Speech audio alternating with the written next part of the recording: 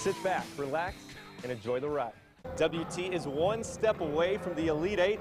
Bartolo Colon looking more like the Bears' nose tackle than the Sox pitcher. Two of WT's best are headed to the NFL. The best part of that, the ump throws him out, and then Zambrano turns around and goes, "No, you're out of here." But right now, let's switch gears, talk a little bit about some high school basketball. Good evening, everyone. He's back. The umpires wearing special Memorial Day hats. That's cute. Both these teams have been playing football against each other since the 1960s. And watch quarterback Sage Rosenfels as he does his human pinball impression and ask me about my Seminoles, how they did.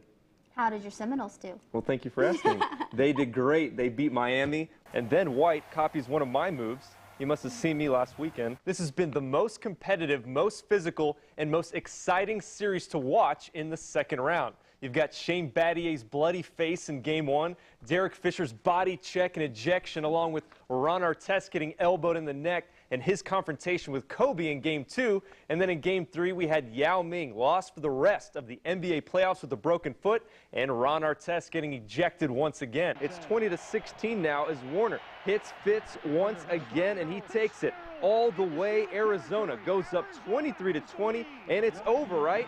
Wrong. Roethlisberger brings his boys back, and Santonio Holmes makes the catch of his life. In the Hogan flight, our own Lee Baker and his teammate Hank Leotard are tied for first, shooting 4 under. Looks like all that time away from work is finally paying off.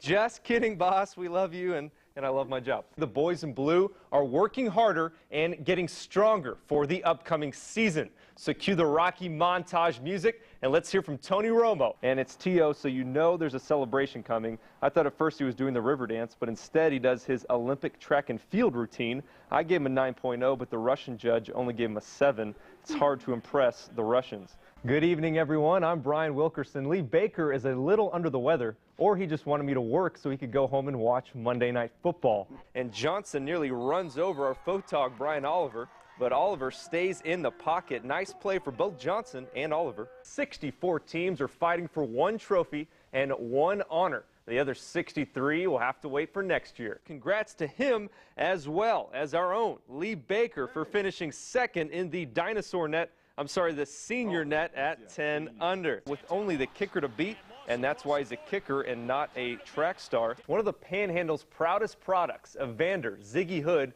was drafted yesterday in the first round by the world champion Pittsburgh Steelers. So it's 3-1. Now in the fourth, we're trying to get our Aflac trivia answer, and Hank Blaylock rudely interrupts with his 12th bomb of the year. And watch these crazy kids. The guy in the red Rangers shirt slips, so he proceeds to tackle his buddy. And while the cameras are showing that, Marlon Byrd crushes one to the same spot. So here goes Slippy once again, falling down and missing the ball once again. That's what you get for wearing sandals at the ballpark. Scoreboard, please. Now it's time for some Tiger on the 9th hole. This is a monster putt going for birdie. And yes, sir, Tiger can't believe it. Smile for me, Tiger. Thank you. Keith Noll to Charlie Martin will be a phrase we will all miss, but the story on these two buffs has just begun. Row Ranch in 5th, and yes, there I am. Winner, winner, chicken dinner, currently in 51st place. Shows what I know. Of 52. Of 52. No, of 100,000 people. No, it's not that many people. The final round of the 17th annual Coors Partnership teed off this morning over at the Comanche Trail Golf Complex. The format for the final day is called Modified Chapman. The rules are slightly confusing. You and your teammate hit your tee shots, and then you hit each other's ball, switching each shot, and then you do the hokey pokey and turn yourself around, and basically that's what it's all about. Let's go to Arrowhead for the action.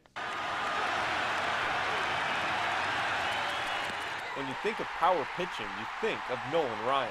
The Hall of Famer played in 27 seasons for 4 teams, compiling a record 5,714 strikeouts, which is about 860 more than the next closest pitcher. The Ryan Express knows a thing or two about pitching, and as president of the Texas Rangers, he has been instrumental in developing the major missing piece to the Rangers puzzle. We feel like that defense and pitching is just as important as scoring runs. So what we're trying. As Nolan knows, a pitcher's best friend is a potent offense, and this year, like many for the Rangers, has been a slugfest for the offense. We offensively are a very explosive ball club. Nelson Cruz has stepped up this year. Ian's gotten off to an awfully good start, and Michael's the dependable Michael that we've come to expect. The long season provides many unwelcome bumps in the road, but with the focus shifting to pitching and defense, it should provide an anchor for the games down the stretch and into the future. We have some other very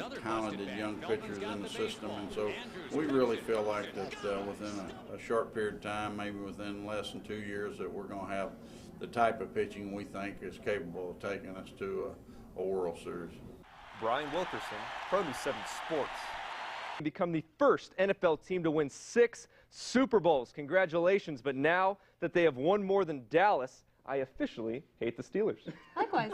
Likewise. We could totally do without them. Yeah, forget them now. And this is great. Manning hits Steve Smith over the middle, and he's practicing his dance moves for the offseason instead of holding onto the football. And when J. Curtis Sanford sat in the stands of the Rose Bowl in 1936, the Dallas Oil Man thought his city should also have a New Year's Day game. So the following year, he got Sammy Baugh and TCU to play Marquette in the stadium called the Cotton Bowl. Look at it again as Steve Ott lays a guy out and Ribeiro gets denied twice and the shot gets scooped up. That is not fair. I'm calling shenanigans. And the Philadelphia Eagles just embarrassed the Dallas Cowboys last night in the final pathetic chapter in what they called their 2008 season. But if you have a weak stomach, you should look away because LaRon McClain makes me sick, stiff-arming Ken Hamlin like he's nothing. And those dusters, they just can't seem together. They're just getting slapped around like your Celtics were. You know what I mean? Oh, you're so funny. Kind of like your Mavs are still fishing. Maybe they are. Way down the stream.